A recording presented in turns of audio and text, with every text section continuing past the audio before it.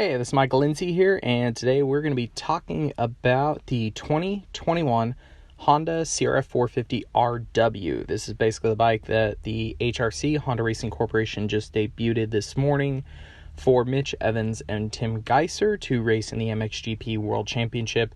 The RW stands for, basically the W stands for works on it. That's a designation they usually use for their prototype style race bikes that they run in the All Japan National Series or the MXGP Series, and it's definitely the precursor to what we will see come out towards the middle or later point of this year with the 2021 CRF450R. Being that it is basically about that time. If you track the generations of bikes, the majority of your Japanese OEMs tend to go for 4-year model runs within a generation before an overhaul or a generational change. Sometimes 3, but majority of time 4. And Honda's been on a 4-year cycle for 3 bikes now, starting from the 09 to 12 did that, 13 to 16, and now the 17 to 20. So tracking that, we knew this bike was coming. Biggest thing was going to be, how big of a change would it be. Some of the other OEMs are a little more conservative on how big of a leap they take every time they do a generation change. Honda, on the other hand, they definitely go pretty ham each time. They take some big jumps, some big leaps, and definitely the bike they released here in Works Racing version is got some very noticeable changes, very notable, some architectural changes and characteristics that are definitely different from the outgoing bike. Normally, we would see a bike like this debuted at an All Japan National, but HRC has actually closed down their All Japan National, basically their, the outdoor national series that they race in Japan. That series, usually like Akira Narita would debut a bike like this for them in that series in the spring.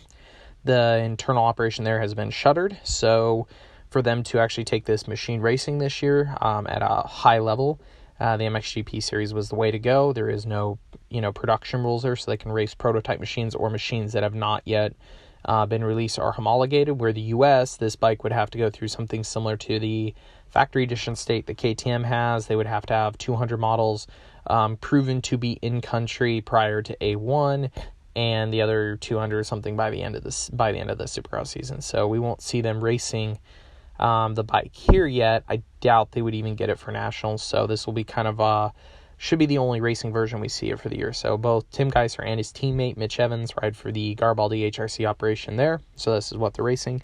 Now that I've blabbered on about why this bike exists, let's talk about the changes. If you look at definitely a huge overhaul from just a standpoint of visual architecture of the motorcycle. Rear panels, definitely something a little more what we see in KTM Husky, a lot more of a closed off airbox subframe that's a little more maybe integral to the overall structure of the bike. Thinned outside panels, radiator, shroud, overall very light and clean look. Notable in the PR for this bike is they are claiming that the stock version of this bike, the bike that is based off of, is to be the lightest in class, which has been held up by the KTM for quite a few years now. I mean, God, I have to go back, look how many years, 4, 5, 6, if it's been about 6 seasons now or whatever, maybe longer, that the KTM 450 has been the lightest bike in the class. And if Honda really is going to make that claim, because there is no listed weights for this, it's considered restricted info being a prototype race bike. They don't say what the production one will be.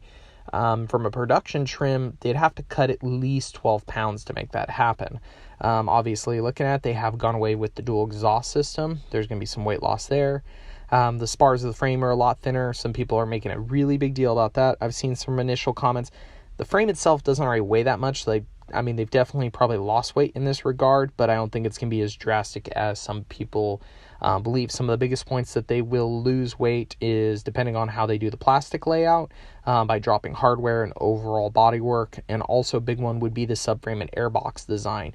The KTM uses a very small subframe, where the prior Honda generation had a very, I would say, massive structure, a lot of length to it. This one definitely mounts a lot different on the frame. The airbox, being where the placement is, we'll see. I mean, they may have been able to cut some of the structure from the main frame, pass on to the subframe, cut down the subframe, and overall compact that design. That's where I would think most of the weight would come down from, thinning out of the seat, things like that, maybe some small radiators, and just working on the hardware and what they're using to hold together. The actual engine has some changes. It's not a drastic change from a casting standpoint. The bottom end of the motor looks to be, the cases itself are the same, so if they've made any changes at the bottom end, it's been internal. The cylinder head itself has changed because one of the big changes with the frame is they have raised the point at which the head tube splits into the cradle, much more like a two-stroke, or what the old what the KTM 4-strokes do by having a center port exhaust, which is a big change for the Honda.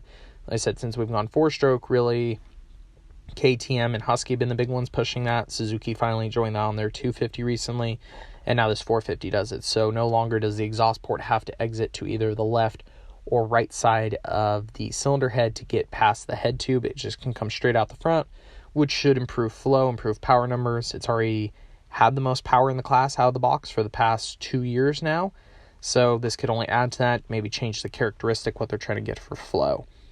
The other thing, it's like I said, really obvious, is the overall frame architecture is different from that cradle to even the spars. A little bit thinner design. Not necessarily means it might flex more. It depends on, the wall thickness, what the inner bracing is. I'm sure there's points of this frame that are softer than the outgoing frame, and there probably are points that are stiffer. Completely depends on, what type of handling characteristic they're looking for, where they're looking for the energy to transfer through the bike. We'll decide upon those, but just from a visual standpoint, the frame looks thinned down, looks a little lighter in design. Really unique thing is still the way they are trying to do the airbox and shock tower.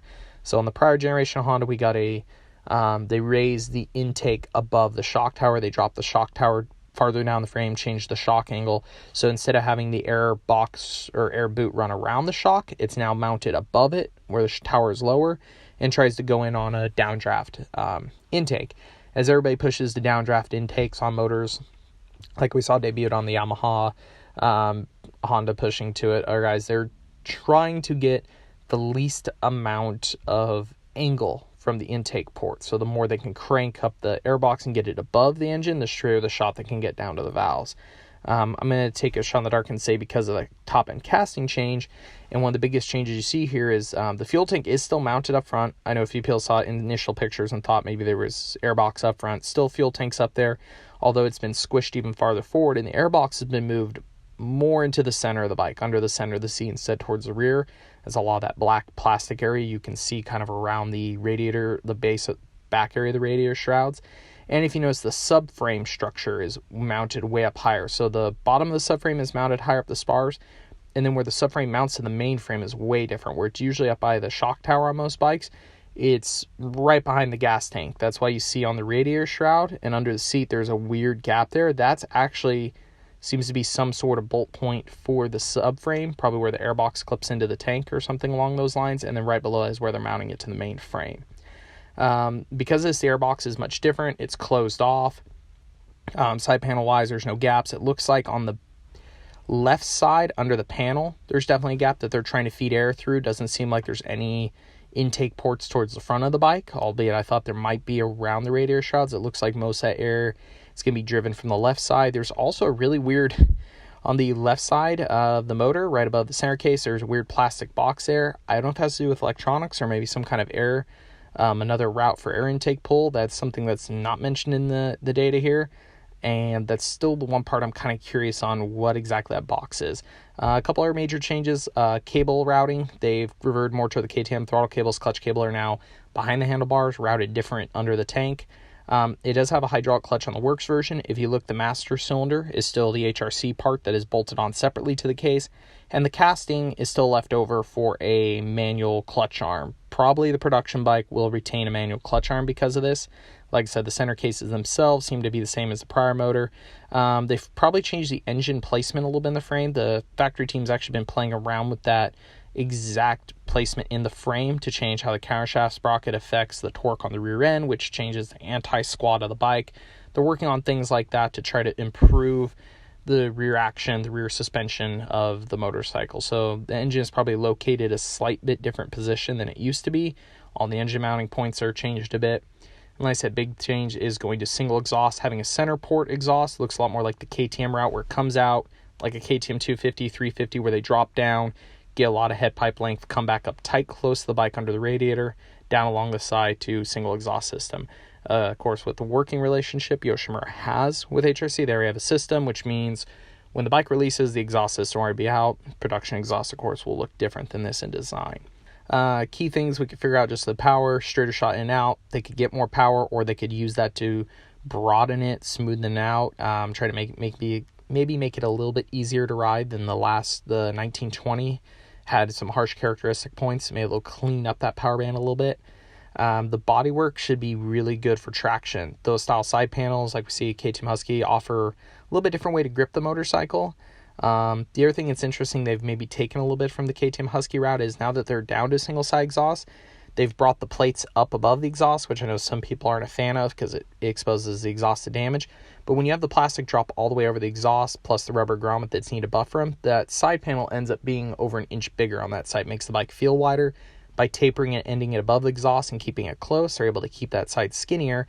And now that they don't have an exhaust on the left side, the Honda has lost that even character on each side to grip with the legs. So they've actually produced a left side panel that is tapered a little bit out, like say you would find on the Husky, to try to keep each side feeling consistent.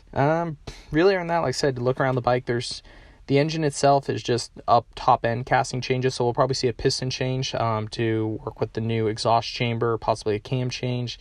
Bottom end seems to be very similar.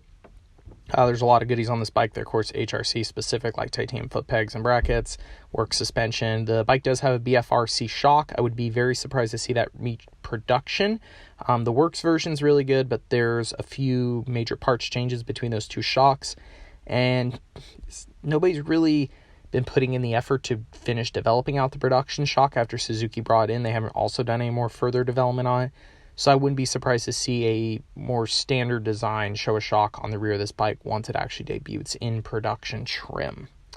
Other than that, of course, because of the cases are like the last few years, there's no room for a kickstart or anything. It's electric start only. Battery's going to be up in a tray somewhere behind that airbox under the seat. And really that about covers it. There's going to be definitely more info. This bike, probably from a production standpoint, will be released late May, early June for PR, maybe early July. Honda sometimes goes a little bit later when they drop a new motorcycle out there, but definitely planning for us to drool over. If you have any questions or thoughts, throw them in the comment section below. I'd like to see what other people are maybe seeing through these photos, anything I've missed or they want to further explain, throw it down in there. Let's discuss it. And thanks for watching. Make sure you hit subscribe.